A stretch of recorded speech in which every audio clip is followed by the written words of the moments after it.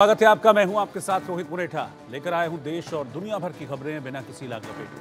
आप बस अगले 60 मिनट तक बने रहिए मेरे साथ, आंख कान खोल के। जम्मू कश्मीर विधानसभा चुनाव के फर्स्ट फेज यानी कि पहले चरण में कल 7 जिलों की 24 विधानसभा सीटों के लिए वोट डाले जाने हैं।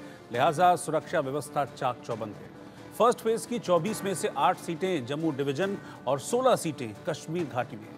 सबसे ज्यादा 60 सीटें अनंतनाग और सबसे कम 2-2 सीटें शोपियां और रामबन जिले की हैं। चुनाव आयोग के मुताबिक पहले फेज में 219 कैंडिडेट्स मैदान में हैं। इस फेज में मुफ्ती परिवार का गढ़ रही बिज बेहरा सीट भी है। यहां पीडीपी चीफ महबूबा मुफ्ती की बेटी इल्तिजा पहली बार चुनाव लड़ रही हैं। महबूबा और उनके पिता मुफ्ती मोहम्मद सईद मुख्यमंत्री रह चुके हैं। आपको बता दें कि जम्मू कश्मीर की 90 विधानसभा सीटों पर 18 सितंबर, 25 सितंबर और 1 अक्टूबर को 3 इन अलग अलग चरणों में वोटिंग होगी, जिसके बाद नतीजे 8 अक्टूबर को घोषित किए जाएंगे। और जम्मू कश्मीर के इस रण की शुरुआत कल से यानी कि 18 सितंबर से होने जा रही है। और कल 7 जिले की 24 विधानसभा सीटें हैं जिनके लिए वोट डाले जाएंगे। सुरक्षा व्यवस्था चाक चौबंद है और पूरी तरीके से इंतजाम कर लिए गए हैं ताकि फेयर वोटिंग कराई जा सके। सुरक्षा बल मुस्तैदी के साथ जुटे हुए हैं। खास बात यह है कि अगर मैं विधानसभा चुनाव की बात करूं तो एक लंबे अरसे के बाद जम्मू कश्मीर में विधानसभा चुनाव हो रहे हैं। करीब 10 साल के बाद विधानसभा चुनावों के लिए वोटिंग होने जा रही है कल जम्मू कश्मीर में। इससे पहले साल 2014 में जो विधानसभा चुनाव हुए थे उसमें वोटिंग हुई थी और अब 10 साल बाद जम्मू कश्मीर एक बार फिर से विधानसभा चुनावों के लिए वोटिंग करने जा रहा है। 219 कैंडिडेट्स, 219 प्रत्याशी कल 18 सितंबर को जो जंग होने वाली है उसके लिए चुनाव मैदान में हैं। कई बड़े चेहरे भी हैं जिनकी किस्मत कल दांव पर लगी है, जिसमें महबूबा मुफ्ती की बेटी इल्तिजा मुफ्ती हैं जो कि चुनाव मैदान में इस बार हैं। खास तैयारियां क्या हैं जम्मू कश्मीर में कल चुनावों को लेकर, वो मैं आपको दिखा रहा हूं। कश्मीर में पहले चरण के चुनाव जो हैं वो होने वाले हैं 18 तारीख को, और उसी को लेकर खासतौर पे सुरक्षा के कड़े इंतजाम किए गए हैं ताकि स्मूथ तरीके से चुनाव हो सके। हमारे साथ इस पे बात करने के लिए वीके वेदी साहब हैं, आईजीपी कश्मीर। सर, बहुत बहुत स्वागत है आपका। किस तरह से चैलेंज है, क्योंकि पार्लियामेंट चुनाव बहुत बेहतरीन तरीके से हुए, लोगों ने बढ़ चढ़ कर भाग लिया, इस बार किस तरह की तैयारी है, क्या चैलेंजेस हैं? देखिए, जैसा आप जानते हैं कि पहले चरण का जो चुनाव है वो 18 तारीख के लिए डेजिग्नेटेड है, और इसके लिए जम्मू कश्मीर पुलिस ने काफ़ी इलेबोरेट सिक्योरिटी अरेंजमेंट्स किए हैं। They are in nature of multi tiered security arrangements, चाहे डिस्ट्रीब्यूशन सेंटर्स की सिक्योरिटी हो, स्ट्रांग रूम की सिक्योरिटी हो और पोलिंग स्टेशंस की सिक्योरिटी हो। इसी तरीके से यहाँ पे हमें काफ़ी सेंट्रल आर्म्ड पैरामिलिट्री फोर्सेस भी इस सिक्योरिटी प्लान में शामिल हैं, और इसके अलावा जम्मू कश्मीर आर्म पुलिस और जम्मू कश्मीर पुलिस की जो एग्जीक्यूटिव विंग है वो भी इसमें शिरकत करेंगे। तो लिहाजा काफ़ी मल्टी टीयर्ड सिक्योरिटी अरेंजमेंट्स हैं, डिफरेंट लेयर्स हैं उसमें, और प्रॉपर उनका, ताकि अपना जो पोलिंग पार्टीज़ हैं अपने जो पोलिंग स्टेशंस पे स्ट्रीमलाइन तरीके से टाइमली पहुँच जाएँ और पोलिंग डे वाले दिन अच्छे से फ्री और फेयर माहौल में और एक सिक्योर एनवायरनमेंट में चुनाव करा सकें, उसके लिए पूरी तैयारियां की गई हैं। खासतौर पे साउथ कश्मीर का इलाका जो है लंबे समय तक कहीं ना कहीं टेरर इंसिडेंट्स के लिए जाना भी जाता है, मगर अब चीज़ें बड़ी कंट्रोल में हैं। ऐसे कौन से पोलिंग स्टेशन हैं जो हाइपर टेंशन वाले हो सकते हैं, वहाँ पर क्या अतिरिक्त बंदोबस्त किए गए हैं, और लोगों के लिए क्या हिदायतें हैं जब वो पोलिंग स्टेशन आए, डूज एंड डोंट्स क्या हैं उनके लिए? देखिए, जब किसी भी इलाके में जो होता है एक वल्नरेबिलिटी मैपिंग और सेंसिटिविटी मैपिंग होती है, और उसी के हिसाब से बहुत सी पोलिंग लोकेशंस को डिफाइन भी किया जाता है। सारी लोकेशंस ऐसी नहीं होती, बट कुछ ऐसी जगह होती हैं वहाँ पे एक जो हम लोगों का जो सिक्योरिटी डिप्लॉयमेंट का जो गाइडलाइंस के हिसाब से स्केल है उसकी पूरी तैयारी रखी जाती है, ताकि ऐसे वाले जो पोलिंग स्टेशंस में हैं कोई भी पोलिंग के जो प्रोसेस में किसी तरह का विघ्न ना आए, तो वो जो सिक्योरिटी अरेंजमेंट्स है उसके प्रोपोर्शनेट रखे जाते हैं। कोई ऐसा स्पेसिफिक थ्रेट किसी इलाके के लिए जहां पर ज़्यादा एहतियात बरती जा रही है, क्योंकि साउथ कश्मीर में खासतौर पे हमने देखा है कई इंसिडेंट जो है पीछे एनकाउंटर भी हुए थे, उस लिहाज से?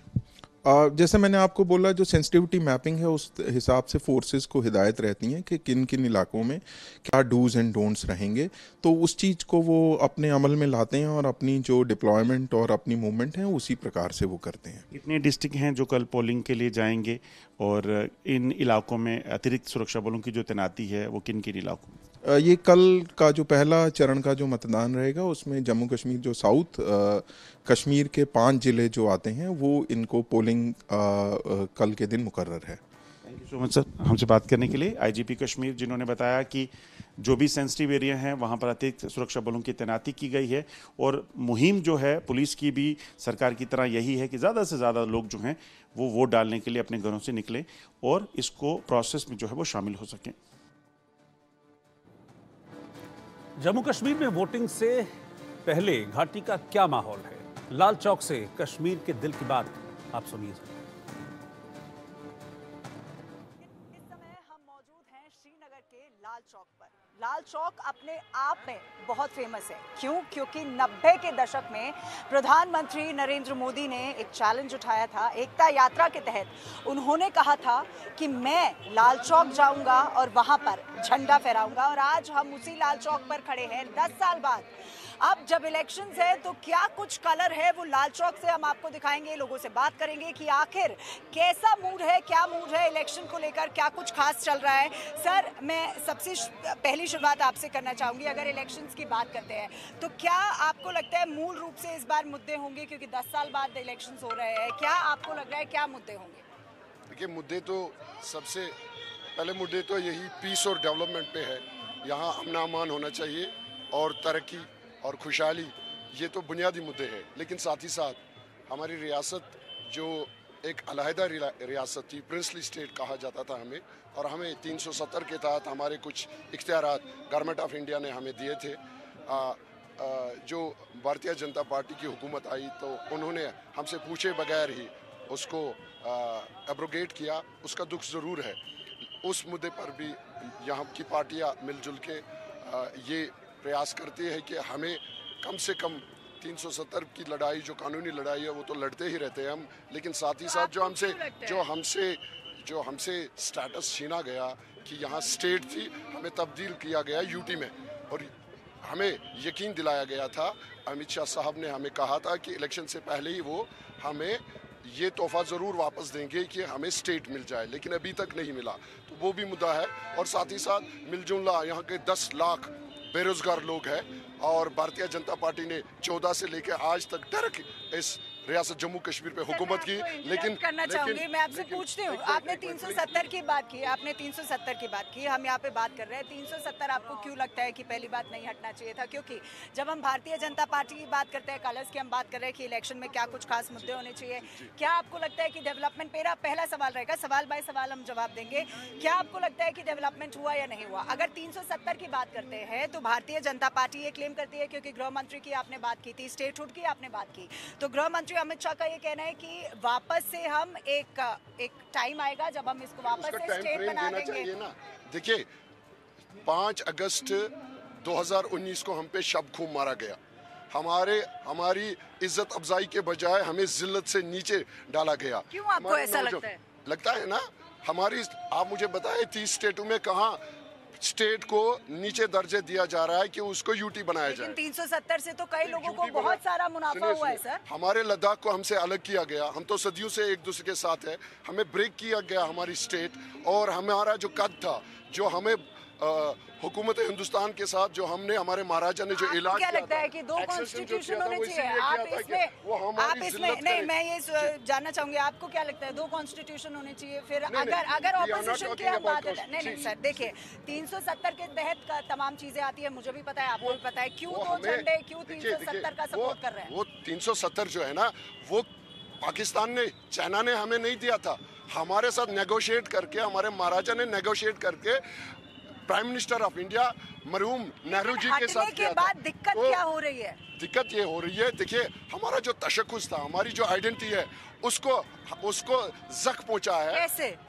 जब हमारा दर्जा ही नीचे किया गया, कश्मीरी लोग इज्जत इज्जत नफ्स के लिए लड़ते हैं। स्टेटहुड की हमारी बात कर रहे हैं। स्टेटहुड की बात कर रहे हैं ना, हमें पूरा स्टेटहुड मिलना चाहिए। अमित शाह जी को इलेक्शन से पहले ही देना था। अगर वो इस वक्त भी ऐलान अगर स्टेटहुड वापस मिल जाता तो देखिए, हमारे होम मिनिस्टर माननीय अमित शाह जी को चाहिए कि वो इस वक्त जो कैंपेन कर रहे हैं ना, इस वक्त भारतीय जनता पार्टी का, हम उससे गुजारिश करते हैं आप ऐलान कीजिए ना अगले महीने वो हमें ऐलान तो ड्यूटी सर दे देंगे। ऐलान तो जब ऑपोजिशन छीना भी है नहीं तो कर रहा है। मैं पूछना चाहूंगा, देखिए, ऐलान वो तो बहादुर लोग ऑपोजिशन हैं, भी नहीं कर डंके रहा की है। चोट पे लाल चौक में ऐलान कर दीजिए कि हमने जो कश्मीर से छीना था हम उसको वापस दे सर देंगे। ऐलान तो ऑपोजिशन पार्टी भी नहीं कर रही है। क्या ऐलान किया है? क्योंकि अगर नहीं, अब मैं आपको बताती हूँ, कांग्रेस पार्टी जो है ना, लेकिन लेकिन लेकिन लेकिन 87 में कांग्रेस पार्टी जो है, जो वालिद साहब थे हमारे, जो माननीय राहुल जी हैं, जो शहजादा कहते हैं अपने आप को, उन्होंने 87 में यहाँ पर मिल के नेशनल कॉन्फ्रेंस के साथ जब मफ यहाँ पर लड़ती थी तो उन्होंने मफ ने जीता था इलेक्शन, जमहूरियत को मजबूत किया था। लेकिन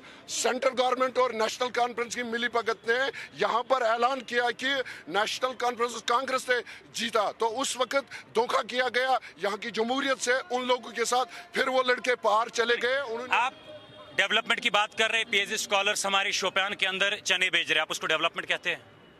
आप जिस लाल चौक के सामने है, जिस लाल चौक के अंदर मौजूद है, आपको पता है जम्मू कश्मीर के अनएम्प्लॉयमेंट का रेशियो क्या है? पता है आपको? क्या है रेशो? मैं पूछ रहा हूँ, मैं आपसे जानना चाहूंगी। आप यहाँ पे आए, आपको पता होना मैं चाहिए। आपसे जानना चाहूंगी ना। यानी कि इसका मतलब ये है कि आप होमवर्क, आप मेरे पास होमवर्क की छोड़ दीजिए, वरना फिर मैं आपका होमवर्क बता रहा बताऊंगी। हूँ मैं आपको। अभी सबसे टॉप सेकंड पे जम्मू कश्मीर जो है अनएम्प्लॉयमेंट में माना जाता है, ठीक है? अब सुनिए रेशियो बता दीजिए। तीसरे मैं बता रहा हूँ ना आपको, सुनिए। तीसरा चीज, उड़ते पंजाब को कश्मीर ने पीछे छोड़ दिया, उड़ता कश्मीर बन चुका है, ठीक है? बना, राइट?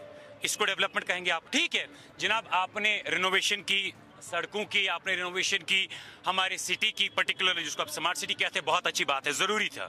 और जिस तरीके से आपने ये कहा कि आई एग्री विद दैट कि स्टूडेंट पेल्टिंग अब नहीं होती, नौजवानों का खून नहीं बहता, नौजवान अपने माओ से जो है बच्चों को छीना नहीं जाता, ठीक है, वो बात सही है। लेकिन क्या इन सब चीजों से आप ये टैग लगाएंगे हम पे कि जनाब आप एंजॉय कर रहे हैं, डेवलपमेंट हो रही है? नहीं, मैं तो आपसे मुद्दे पूछ रही हूँ। वही मैं आपसे देखिए हमारे प्राइम मिनिस्टर नरेंद्र मोदी की अगर बात करें, या हमारे ऑनरेबल होम मिनिस्टर की अगर बात करें, अमित शाह की बात करें, सबसे पावरफुल स्टेट जम्मू कश्मीर, जिसको क्राउन ऑफ इंडिया कहा जाता है, उसको आपने आज तक 1947 से लेकर आज तक इतिहास उठाइए, हिस्ट्री उठाइए, क्या आज तक आपने किसी भी पावरफुल स्टेट को यूटी में कन्वर्ट होते हुए देखा है? लेकिन भारतीय जनता पार्टी का जो क्लेम है वो ये है साफ तौर से, क्योंकि गृह मंत्री कई बार ऐसे पब्लिक मीटिंग में बोल चुके हैं कि एक वो समय आएगा जब हम वापस से स्टेटहुड कर देंगे। तो इतना बड़ा, मैं आपसे, क्योंकि आप यूथ हैं, मैं जानना चाहती हूँ कि इतना बड़ा सवाल ये दिल में क्यों रह जाता है कि अगर भारतीय जनता पार्टी पावर में आ जाती है तो स्टेटहुड नहीं मिलेगा। अब भारतीय जनता पार्टी की बात क्यों कर रहे हैं? क्या बाकी यहाँ पे नहीं है कोई? अब भारतीय जनता सेंटर में मरकज में, ठीक है, वही एब्रिगेशन ऑफ आर्टिकल 370 के बाद on the floor of parliament हमारे ऑनरेबल होम मिनिस्टर साहब कहते हैं कि जनाब जनरल लेजिस्लेटिव असेंबली इलेक्शन से पहले जम्मू कश्मीर को रियासत का दर्जा वापस दिया जाएगा। मिला? अब सुन लीजिए, इलेक्शन होने वाले हैं, उसके बाद आपको क्या गारंटी है कि जनाब जो ऑनरेबल होम मिनिस्टर ने ऑन द फ्लोर कहा कि जनाब इलेक्शन से पहले मिलना चाहिए, आपको क्या पता कि उसके बाद मिलेगा या नहीं मिलेगा? तीसरी बात, जैसे कि मैं अपने कुली को जरूर ऐड करना चाहूंगा, जम्मू कश्मीर और लद्दाख एक खित्ता था, एक फैमिली जिसको कहते हैं। अगर आप अपने घर में रहते, अगर आपको अपने फैमिली मेंबर्स से दूर किया जाएगा, आपको दर्द नहीं होगा? तो वही तो हम भी कह रहे हैं जनाब, जम्मू कश्मीर और लद्दाख एक था, ठीक है?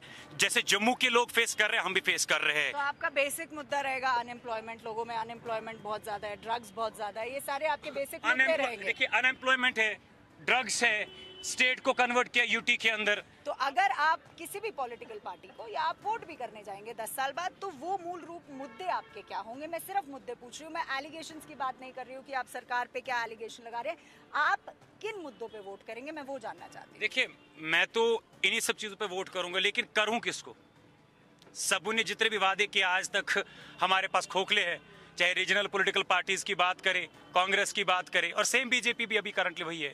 देखिए हमारे पास National Conference, PDP, Congress, whosoever was there, जिन्होंने अभी तक यहाँ पे सरकारें चलाई। मैं समझता हूँ कि they also play very well with the emotions of the Kashmiri people, ठीक है? उसके बाद कांग्रेस जो सरकार में थी, दे डन द सेम, ठीक है? उसके बाद अभी करंटली हमारे यहाँ पर हमारे honourable prime minister Narendra Modi BJP से है, हमारे होम मिनिस्टर्स बीजेपी से है, they have done the same. तो आपका किसी भी पार्टी पे अभी विश्वास देखो क्यों आप ये चीज आपको समझने की जरूरत है. Being as a youth of this Kashmir, we are stressed, we are depressed. हमें ये कहा जाता है जनाब 2019 के बाद आज तक कितने साल बीते? 5 साल 2024 के अंदर जी रहे हैं. ठीक, ये डेवलपमेंट ठीक है जनाब, आई एग्री विद दैट कि जनाब यहाँ पर शाम के जहाँ पर आप इंटरव्यू कर रहे हैं इससे पहले नहीं होता था. आई एग्री, कोई इशू नहीं है इसमें. डेवलपमेंट हुए, सड़कें बनी, टाइल्स लगे, वेरी वेल, मैं अच्छे से मानता हूँ. लेकिन इसी सरकार के बीच में आपको ये पता होना चाहिए कि जो हमारी यहाँ प्रेस एनक्लेव है वहाँ पर आज तक कितने नौजवान जो है हर रोज इससे पहले प्रोटेस्ट करते थे. कारण मैं आपको, क्योंकि फैक्चुअल पॉइंट मैं आपको क्यों बता रहा हूँ. देखिए बीजेपी, क्योंकि हम अभी सवाल केवल रूलिंग सरकार जो पावर में है उन्हीं से पूछ सकते हैं. पिछले वालों ने अब क्या किया उनकी तो बीत गई. लेकिन मैं इतना ही बस कहना चाहूंगा, ठीक है बीजेपी ने यहाँ पर पीस है, कोई उसमें शक नहीं है. अमन इस वक्त बरकरार है, कोई शक नहीं है. शाम के टाइम पे आप घंटाघर के सामने आ सकते हैं, कोई शक नहीं है. यहाँ पर आप देख रहे हो कि डिफरेंट तरीके से इस स्मार्ट सिटी को सजाया गया, कोई शक नहीं है. लेकिन जनाब मेरे 3 मुद्दे हैं. इस उड़ते कश्मीर को आप बचाइए, इस बेरोजगारी के अरूज को आप कम करने की कोशिश करिए, बातों से नहीं, प्रैक्टिकली ग्राउंड जीरो पे. तीसरी चीज, मैं नौजवानों से आपके चैनल से भी के माध्यम से भी ये कहना चाहूंगा, this is the perfect time, this is the golden time for all of us to choose your own leader so that tomorrow you can go to him and ask him कि मैंने आपको वोट कास्ट किया है, आपने मुझे क्या दिया. कि यहाँ पर जो मुद्दा है, हालांकि इन्होंने कहा कि अमन है, शांति है, दैट मींस मिलिटेंसी कहीं ना कहीं कम हुई है, टेरर अटैक यहाँ पर कम हुआ है, लेकिन रोजगार का मुद्दा जो है वो यहाँ की आवाम में है कि जो यूथ है वो चाहता है कि रोजगार जो है वो यहाँ पर लोगों को मिलना चाहिए. सर मैं आपसे भी जानना चाहूंगी कि क्या कुछ ऐसे मुद्दे रहेंगे अगर, क्योंकि 10 साल बाद इलेक्शन है, क्या कुछ ऐसे खास मुद्दे हैं जिन पर इस बार कश्मीर की जनता जो है वो वोट करने निकलेगी? क्या कुछ ऐसी खास बात है, क्या कुछ हुआ, क्या कुछ होना है, या क्या एक्सपेक्टेशंस है? देखिए बहुत बहुत शुक्रिया आपका, आपने मौका दिया बात करने का. आपकी चैनल के थ्रू से हम बात कर रहे हैं. बेसिकली मैं दिल्ली सरकार की जो बात करेंगे, बीजेपी की हम बात करेंगे, अभी वहाँ पे बीजेपी सरकार में है पिछले 15 साल से. लेकिन 10 साल बाद जो कश्मीर में अभी इलेक्शन हो रहे हैं, ठीक है, कश्मीर एक ऐसी जगह है, एक ऐसी सेंसिटिव स्टेट रही है. आपने खुद अभी बातें की, सब लोगों से यहाँ बातें आपने सुनी, सब ने आपको अपने अपने कंसर्न्स तो बता दिए. जितनी सेंसिटिव ये स्टेट रही है, हमें उम्मीद थी कि जैसे 2019 के बाद दिल्ली से ये दावा हुआ था कि अब यहाँ पे जो भी पहले खराबियाँ हुई है 370 एब्रोगेशन से पहले, जो प्रॉब्लम्स यहाँ पे ट्रेडिशनल पॉलिटिशियंस के थ्रू से हुई है, यही तो उस टाइम दोहराया गया था. अब आपको एक अल्टरनेट पॉलिटिक्स का मौका दिया जाएगा. लेकिन 2019 के बाद भी आज तक हम देख रहे हैं, अभी तक वो मौका किसी को यहाँ फराहम नहीं किया गया. आज भी हम देख रहे हैं कि 2019 के बाद फिर हमारे सरों पे वही ट्रेडिशनल पॉलिटिशियंस को सवार किया जा रहा है, ठीक है. और उसके अलावा आज एक नए एक्सपेरिमेंट को किए जा रहे हैं, जो नए एक्सपेरिमेंट कश्मीरियों ने 1987 में भी देखे हैं. 1987 का ही ये नतीजा है जो है 35 साल का यहाँ दौर चला, जो कब्रें यहाँ आबाद हुई, जो जेल यहाँ के आबाद हुए, जो नौजवान हमारे अभी तक अजाब और अताब में है, वो इसी एक्सपेरिमेंट का नतीजा है. लेकिन बदकिस्मती से आज भी दिल्ली के पॉलिसी मेकर्स और वहाँ के पॉलिटिशियंस अपने पॉलिटिकल इंटरेस्ट को देखते हैं ज़्यादा, ना कि नेशनल इंटरेस्ट को. तो आपको भी लगता है कि 370 हटने के बाद कुछ खास फायदा नहीं हुआ है, कुछ खास अगर हम बात करते हैं जनरल पब्लिक की, क्योंकि तमाम ऐसी बातें उठ के सामने आती है, हम भी देखते हैं पब्लिक रैलीज होती है, तमाम जो क्लेम्स है वो किए जाते हैं, लेकिन स्टेटहुड एक हो गया, स्टेटहुड की बात हमेशा उठती है. तो 370 की जब हम बात करते हैं, कई पार्टीज हैं जो कि क्लेम करती है हम 370 को रिस्टोर कर देंगे. भारतीय जनता पार्टी है रूलिंग पार्टी, क्योंकि आपने बात की कि पिछले 15 साल से रूलिंग सेंटर में है, तो आपको क्या लगता है कि 370 हटने के बाद एज ए जनरल पब्लिक आपको क्या लगता है कि क्या कुछ हुआ है, क्या कुछ सही हुआ है? क्योंकि एक संविधान, एक झंडा, ये लगातार बातें जो हैं वो हम सुनते आए हैं, तो क्या मुनाफा हुआ है 370 के हटने से? देखिए, जहाँ तक आप एक संविधान, एक झंडे की बात करते हैं, अगर आप देखेंगे 370 हटने के बाद कश्मीरी ने उस पर कोई यहाँ वो जैसा वो समझ रहे थे कि रिवोल्ट हो जाएगा, नहीं हुआ, ठीक है. अगर कश्मीरी ने इसको एक्सेप्ट किया है, वो मैं खुल के नहीं बोल सकता हूँ कि एक्सेप्ट किया है नहीं किया है, लेकिन कश्मीरियों को एक उम्मीद थी दिल्ली गवर्नमेंट से और गवर्नमेंट ऑफ इंडिया से एक उम्मीद थी कि अब अगर उन्होंने कोई दावा किया है, अब हम देखेंगे कि क्या जो उन्होंने दावा किया है वो ग्राउंड पे भी अमलाया जाएगा या नहीं। आप जहां तक स्टोन पेल्टिंग की बात करते हैं, शहर को सजाने की बात करते हैं, ये हमारा मेन कंसर्न नहीं था। स्टोन पेल्टिंग तो कंसर्न होना चाहिए। स्टोन पेल्टर्स की जो आप बात करते हैं, स्टोन पेल्टिंग बंद तो हुई है, लेकिन मुझे आप ये बताइए जो पिछले 35 साल से उस तबके के साथ जुड़े हुए हमारी जो पॉपुलेशन है, स्टोन पेल्टर्स की एक बहुत बड़ी तादाद है जिनके सरों पे एफआईआर्स हैं। जेलों में अभी तक बहुत बड़ी एक तादाद है लोगों की जो अभी तक बंद है। कुछ लोगों को आप ये लिबर्टी दे रहे हैं कि वो आज भी मसले कश्मीर को अपने मैनिफेस्टोज में रखें। कुछ लोगों को आप ये लिबर्टी दे रहे हैं जमहूरियत का तमाशा बना के कि आज भी आप रेफरेंडम और बाकी चीज़ों की बात करने देते हैं। लेकिन अगर ये आम जनता, ये आम पब्लिक उस पर बात करे तो इसके सर के ऊपर PSA लगाया जाता है। आज भी ये कहाँ का इंसाफ है? एक बार आपको ये लोगों के जो सेंटिमेंट्स है, ये लोगों का जो पल्स है, तो किन उम्मीदों की आप बात कर रहे हैं, मैं जानना चाहूंगी, क्योंकि उम्मीद की आप बात कर रहे हैं कि हमें सेंटर से उम्मीद है, हमें रूलिंग पार्टी से उम्मीद है, तो किन उम्मीदों की बात कर रहे हैं? तमाम जो वायदे हैं, क्योंकि मैनिफेस्टो जम्मू कश्मीर का Bharatiya Janata party, ruling party ने भी निकाला था, तमाम वायदे जो हैं वो भी किए गए थे, चाहे वो किसानों को लेकर हो, चाहे वो यूथ को लेकर हो, चाहे वो ट्रांसपोर्ट को लेकर हो, चाहे वो डेवलपमेंट को लेकर हो, तमाम, क्योंकि किसानों का मुद्दा हमेशा से उठता है। 10,000 की राशि जो है वो सेंटर ने इस बार क्लेम कर दी है। महिलाओं की बात करते हैं, वृद्ध महिलाओं की बात करते हैं, उसमें भी एक राशि जो है वो निकल के सामने आती है। तो क्या आप मैनिफेस्टो से खुश नहीं है क्या? क्योंकि स्टोन पेल्टिंग की आपने बात की, आप कह रहे हैं कि उसमें ठीक है, कई लोगों पर FIR है, कई लोगों पर FIR नहीं है, it is a long debatable issue, but क्या स्टोन पेल्टिंग कम होना अच्छा नहीं है कश्मीरियों के लिए? बहुत अच्छा है, मैं नहीं कहता हूँ कि वो अच्छा नहीं है। कौन से अगर वादे यहाँ ऐसे? पे 2019 के बाद वो जाने जाया नहीं हुई जो पहले होती थी, हम उसको वेलकम करते हैं, उस स्टेप को हम थैंक्स करेंगे। लेकिन मुझे आप एक बात बताइए, यहाँ पे एक बहुत बड़ी पॉपुलेशन है जिसे आप कहेंगे कि हाफ ऑफ द पॉपुलेशन है जो आज तक उस मामले के साथ जुड़ी हुई है, जिनको लिए हमने एक लाइन ड्रा कर रखी है। वो भी चाहते हैं कि उस डेमोक्रेटिक प्रोसेस का हिस्सा बने। आज आप UAPA में बंद एक आदमी को वहाँ से फ्री करके मौका देते हैं डेमोक्रेटिक प्रोसेस में आने का, लेकिन ये आम जनता भी अगर इस डेमोक्रेटिक प्रोसेस का हिस्सा बनना चाहती है, उनको आप जेलों में आज भी बंद रखते हैं जिस दिन इलेक्शन होता है। जय सर, मैं आपसे भी जानना चाहूंगी, क्योंकि यहाँ पे सर के अलग मुद्दे थे, यहाँ पर कई लोगों से मेरी बात हुई, उन्होंने अपने अलग अलग मुद्दे दर्ज यहाँ पर करवाए हैं। तो आपका ऐसा कौन सा मुद्दा होगा जिस पर आपको लगता है कि कश्मीर की जनता इस बार जाएगी, वोट करेगी? क्या कुछ ऐसा होना चाहिए? क्या वो डेवलपमेंट है, क्या वो रोजगार है? किन ऐसे मुद्दों पर सभी पॉलिटिकल पार्टीज को ध्यान देना चाहिए था या ध्यान नहीं दे पाई? कौन से ऐसे मुद्दे रहेंगे? एज ए जर्नलिस्ट मैं यहाँ पे हूँ, मैं एज ए जर्नलिस्ट कह सकता हूँ क्या एक सिनेरियो बदल गया है, क्योंकि डेवलपमेंट इसी चीज़ को नहीं है। डेवलपमेंट खाली काम नहीं, डेवलपमेंट मेरे लिए सबसे बड़ी ये है 5 साल में, पिछले 5 साल में यहाँ एक मतलब हर दिन यहाँ हर फ्राइडे को स्टोन पेल्टिंग होता था या जवान मरते थे, मेरे लिए वो सबसे बड़ा डेवलपमेंट है। वो एक यूथ की जान बच गई है और सबसे बड़ा यहाँ एक स्टोन पेल्टिंग कम हो गई है। बट सिनेरियो तो बदल गया है। पिछले 5 साल में हमने देखा है काफ़ी चेंज भी आई है। इनकी अपनी राय है, हर एक की अपनी अपनी विजन है। जो हम देख रहे हैं, जो हम देख पा रहे हैं, जो हम सिनेरियो जो भी है, पहली बार आज आपने पूरे जितने भी मेट्रोपॉलिटन स्टेशन है उनमें आपने देखा होगा, पहली बार कश्मीर में G20 हुआ है। This is a big development. मतलब मैं इसको मानता हूँ, चाहे कैसे भी हुआ, क्या देश में बहुत सारी ऐसी चीजें ऐसे भी मैं ये कह सकता हूँ दिस इज द फर्स्ट, जो पहली सबसे बड़ी यादगार रही है। उसके बाद यहाँ डेवलपमेंट में अगर बात की जाए, भी जहाँ हम खड़े हैं, ये हमेशा हॉट बैलेट रहा है। जिस घंटाघर की आप बात करें, इस घंटाघर में हमेशा कॉल दी जाती थी, घंटाघर चलो कुछ हो, या हमेशा यहाँ पे स्टोन पेल्टिंग या कोई भी नारेबाज, जितने भी जमातें यहाँ पे सेपरेटिस्ट थी वो सारे यहाँ पे थे। But this is scenario is change. अब आप देख सकते हो यहाँ का सिनेरियो क्या है। बट एकदम से अलादीन का चराग तो नहीं है ना, एक दिन से ठीक तो नहीं होगा, इट विल टेक टाइम। लेकिन सर यहाँ पे मैंने देखा, क्योंकि आपने अपना प्रोफेशन बताया, जर्नलिस्ट है, मैं भी जर्नलिस्ट हूँ, तमाम यहाँ पे लोगों के जो मुद्दे निकल के सामने आते हैं वो रोजगार का मुद्दा कहीं ना कहीं होता है कि रोजगार। तो मैं ये जानना चाहती हूँ कि ऐसी क्या कमी आ गई? क्योंकि अगर हम डेवलपमेंट की बात करते हैं तो हम सब जानते हैं, चाहे वो रोड कंस्ट्रक्शन हो, बिल्डिंग कंस्ट्रक्शन हो, कुछ भी हो, तो रोजगार कहीं ना कहीं लोगों को मिलता है।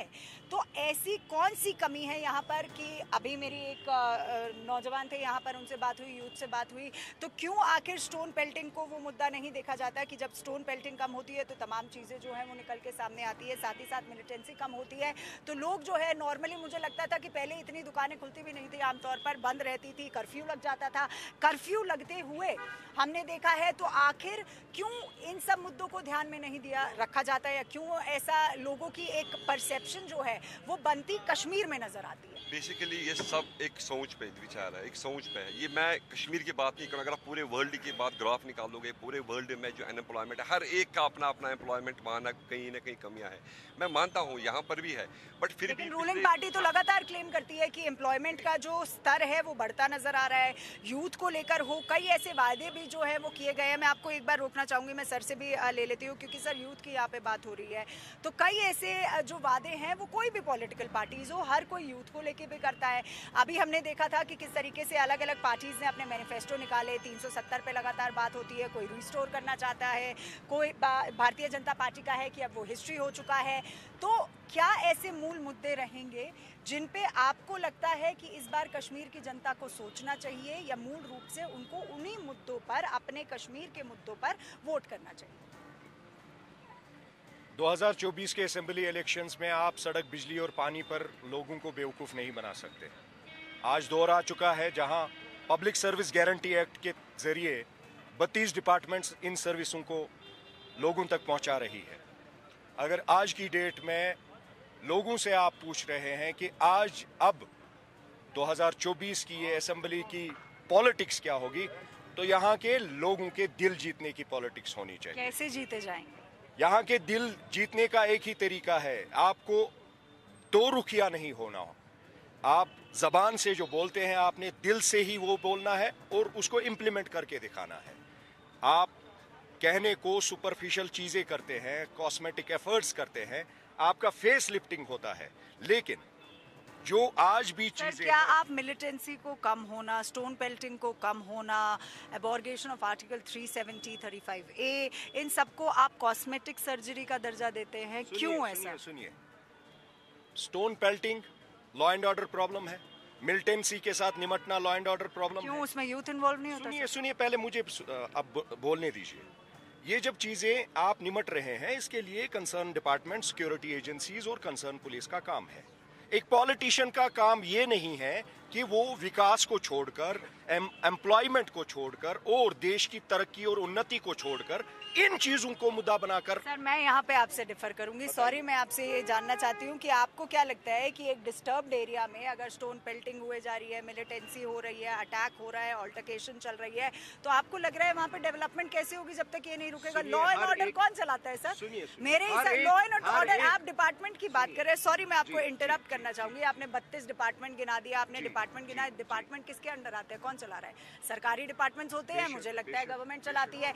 क्यों आज से पहले मिलिटेंसी कभी कम नहीं हुई? क्यों ये सवाल नहीं होता? आपने दिल जीतने की बात की। अगर मैं कश्मीर में पैदा हुई होती, मुझे वो सौभाग्य नहीं मिला है कश्मीर में पैदा होने का, लेकिन मेरे लिए मिलिटेंसी अगर कम होती है, मेरे लिए स्टोन पेल्टिंग कम होती है, अगर मेरे भाई बहन यहाँ पर बचते हैं, तो मेरे लिए कहीं ना कहीं एक विश्वास, एक दिल में जगह बनाना अपने आप हो जाता है। लेकिन आपने तो ये नकार दिया। बिल्कुल नहीं, मैंने नहीं नकारा। मैं आज भी वो ये फिर अपनी बात को रखना चाहूँगा।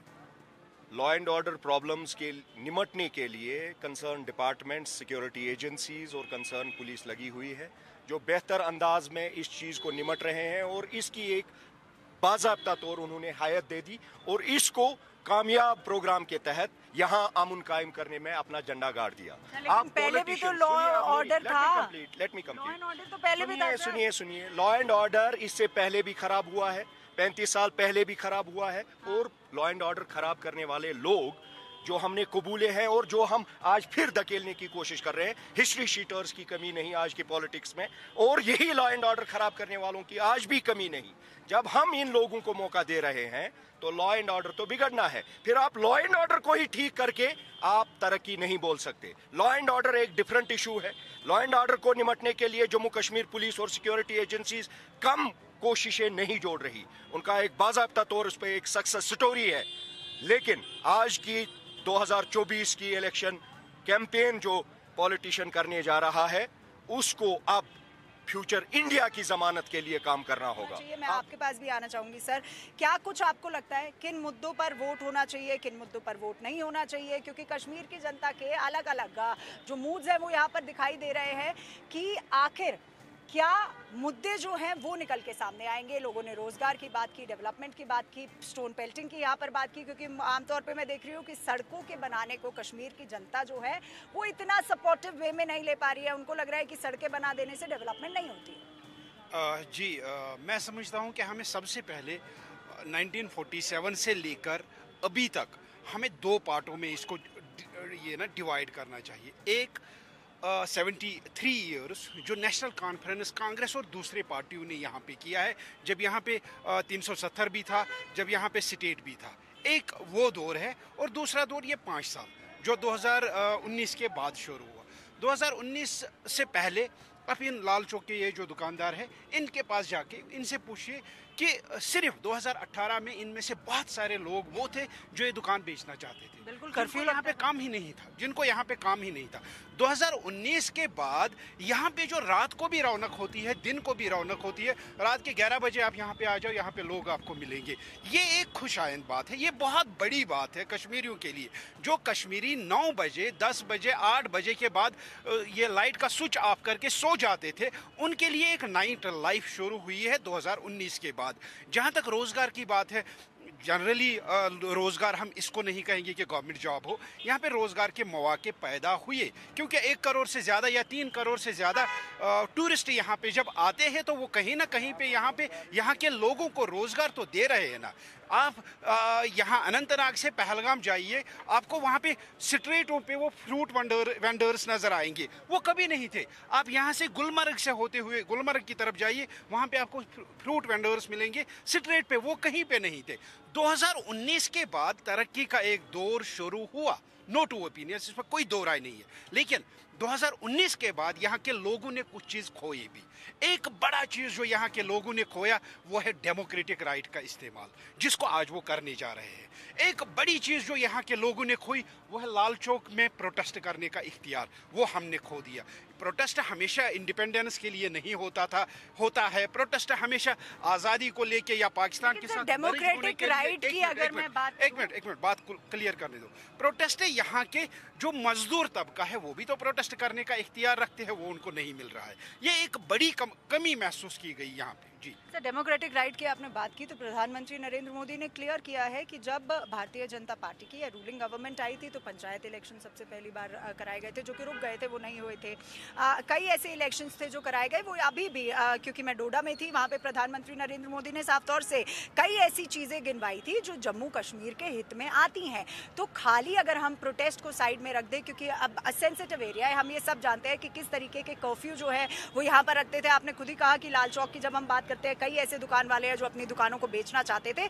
तो प्रोटेस्ट को अगर हम दरकिनार कर देते हैं, क्योंकि कई ऐसे एरियाज होते हैं जहाँ पे कौन कैसा तत्व आ जाए और कश्मीर की जनता को बदनाम करे, वो भी हम नहीं चाहेंगे। तो क्या कुछ आपको लगता है डेवलपमेंट, चलिए आप कह रहे हैं, आपने बिल्कुल सही बात की कि डेवलपमेंट खाली सरकारी नौकरी मिलना नहीं होता है, डेवलपमेंट कई तरीके का होता है। अगर सड़कें बन रही है तो कई लोग होते हैं जिनको रोजगार मिलता है। टूरिस्ट जो है उनके लिए डेवलपमेंट बहुत ज़रूरी हो जाता है, रोड बननी बहुत ज़रूरी हो जाती है, तमाम। लेकिन आपको क्या लगता है कि अब 10 साल बाद किन और कौन से ऐसे मुद्दे हैं जिन पर वोट करना चाहिए? क्योंकि अगर हम अलग अलग पार्टीज़ की बात करते हैं तो रेस्टोरेशन ऑफ आर्टिकल 370 कई पार्टी करती है, डेवलपमेंट की बात करती है तो वही भारतीय जनता पार्टी का कहना है कि किसानों को 10,000 की जो रकम है वो बढ़ा के 6,000 से 10,000 कर दी जाएगी। वृद्ध महिलाओं को भी एक कहीं ना कहीं एक राशि जो है वो मिल जाएगी। यूथ के बारे में लगातार बात जो है वो भारतीय जनता पार्टी इस बार करती नजर आती है। गृह मंत्री अमित शाह ने जब मैनिफेस्टो रिलीज किया था तब भी कहा था। तो क्या कुछ ऐसे मुद्दे अब आपको लगता है कि 10 साल बाद जम्मू कश्मीर की जो जनता है वो नोटिस करेगी? देखिए, 10 साल के बाद जो अभी इलेक्शन मैनिफेस्टो जिन लोगों के पास भी है, जो भी इलेक्शन मैनिफेस्टो है, कहीं पे बिजली फ्री करने का, कहीं पे वाटर सप्लाई फ्री करने का, और कुछ लोगों ने रोज़गार वगैरह के बहुत सारी चीज़ें रखी है। लेकिन मैं ये समझता हूँ कि 2019 के बाद पहला इलेक्शन वो हो रहा है 2019 के बाद, जब इलेक्शन मैनिफेस्टो के साथ साथ इलेक्शन लड़ने वाले लीडरों की बोलियां भी बदल गई। पहले जहां पे खंबे, पोल और तार के लिए इलेक्शन होते थे, आज वो नहीं हो रहे। आज हर एक पार्टी का एक ही मुद्दा है, हर एक पार्टी का एक ही, मतलब वो पब्लिक के सामने सिर्फ एक चीज़ पेश करते हैं कि हमें बीजेपी के खिलाफ इलेक्शन लड़ना है। बीजेपी के खिलाफ इसलिए इलेक्शन लड़ना है क्योंकि उन्होंने 2019 में 370 खत्म किया। बीजेपी के खिलाफ इसलिए, बाकी उनके पास देखिए डेवलपमेंट, अपोजिशन के पास मुद्दा नहीं है। मैंने वही कहा कि अगर हम यहाँ के जो हिस्ट्री को 2 पार्टों में डिवाइड करें, एक पार्ट वो हुआ जो 2019 तक है, दूसरा पार्ट सिर्फ 5 साल। मैं ये समझता हूँ कि लेफ्टिनेंट गवर्नर को या दिल्ली से डायरेक्टली सरकार चलाई जा रही है, 5 साल उनके लिए बहुत ज़्यादा मन में क्या है अब की क्या है?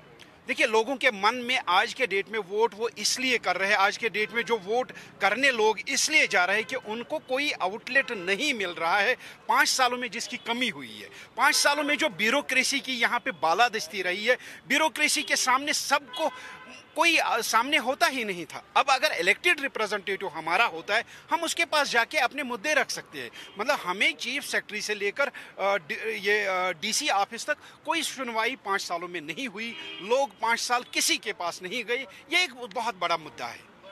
तो आप देख सकते हैं कि किस तरीके से इस समय जब हम लाल चौक पर मौजूद हैं, लोगों की आवाज़ जो है वो सुनने और समझने की कोशिश कर रहे हैं कि आखिर क्या कुछ इलेक्शन के कलर्स होने चाहिए। तो कुछ लोगों ने यहाँ पर जिस तरीके से रूलिंग पार्टी पर आरोप लगाए, कुछ लोगों के अपने मुद्दे निकल के सामने आए, रोजगार से लेकर पोल पिटहोल्स से लेकर दिल में जगह बनाने की बात यहाँ पर लोगों ने की है। वीडियो जर्नलिस्ट अंकुश के साथ मैं